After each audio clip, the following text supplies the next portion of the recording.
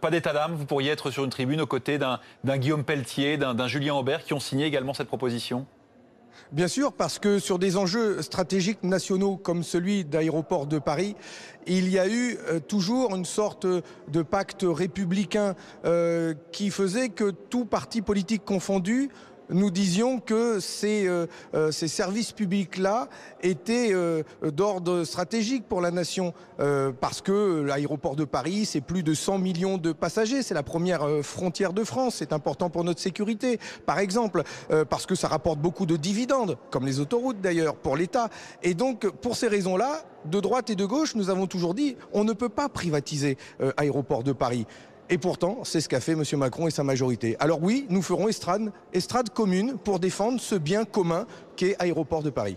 Objectif, convaincre les citoyens, puisque maintenant c'est à eux de se prononcer. Pour ça, ça se passe sur une plateforme en ligne. Et c'est compliqué, nous dites-vous.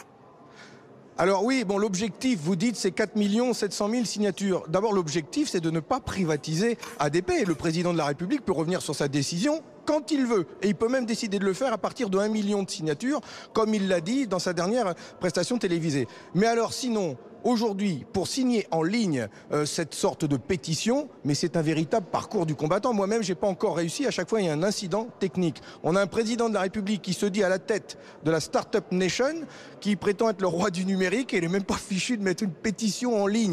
Enfin, franchement, ou alors ils veulent vraiment pas que nos concitoyens aient droit à ce référendum. C'est quand même une vraie question démocratique qui est posée.